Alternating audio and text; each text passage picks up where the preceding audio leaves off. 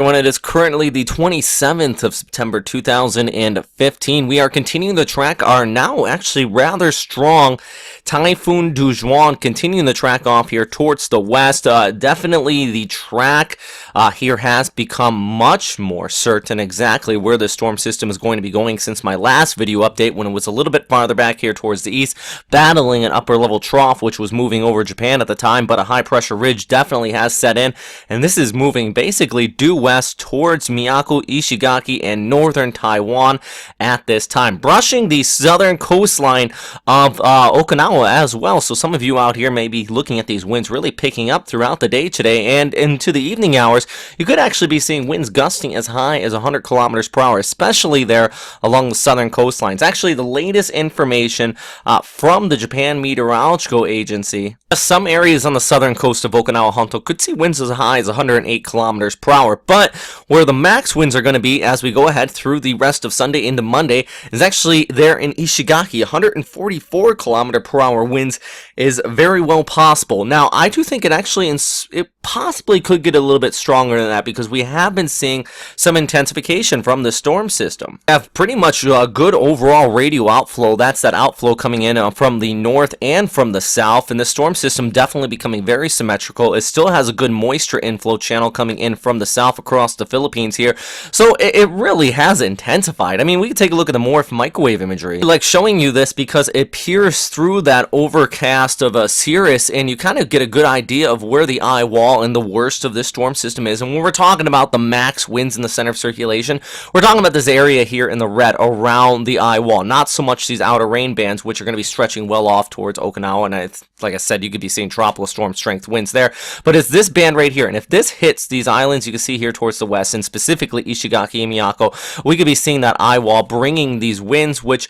actually at this time, let's take a look at JTWC forecast, could be gusting as high as 145 knots, so that's not a place you want to be. But the good news actually, as far as anywhere on Earth, you probably have heard me say this several times this tropical season, because Ishigaki and Miyako, they've just been getting back-to-back storms. I mean, we had that 255 kilometer per hour wind gust recorded on Ishigaki with our last storm that moved through, that was Goni.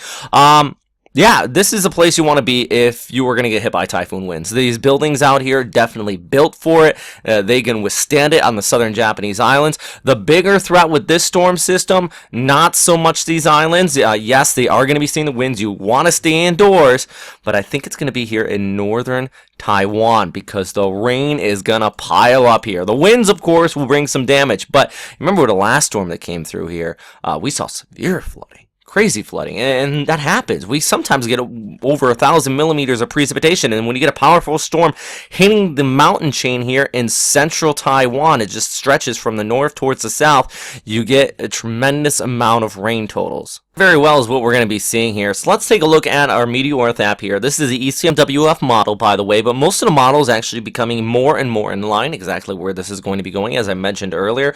Zoom in, we do see these winds really already kicking up there across the southern Japanese islands, specifically over towards Miyako and Ishigaki, and already there in parts of northern Taiwan, the winds have been coming in from the north, especially right near the immediate coastal areas. But as we go ahead through Sunday, it's really going to be picking up here farther towards the west.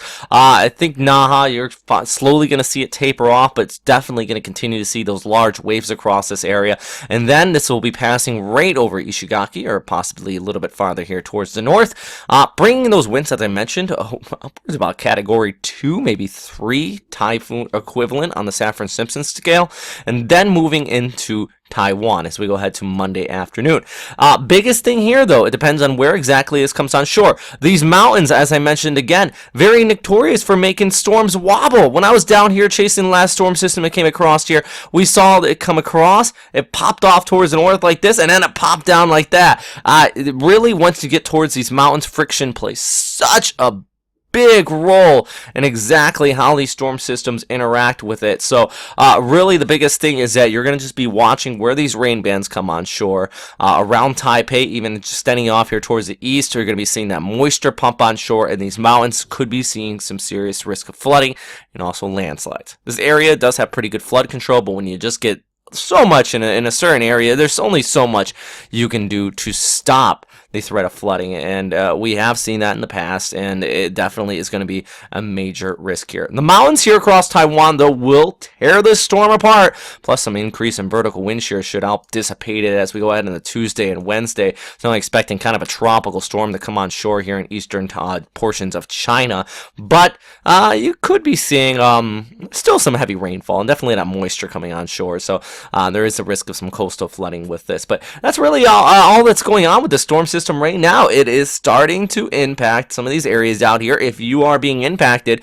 please share on our Facebook page at Western Pacific Weather some of the photos and videos and your reports. I really appreciate that because I'm going to use it in our next update. I think I'm going to get out the green screen a little bit later on today and use that. So look forward to that, but I really want some images to kind of mix in with it as well. For now, if you have any questions, comments, suggestions, please post them down there in the comment box below. As always, stay safe. The storm system is intensifying. It is definitely dangerous if you are outside in an unsheltered area, especially in the Southern Islands, and especially as we go ahead into Monday there in northern Taiwan. All right, guys, thanks for watching.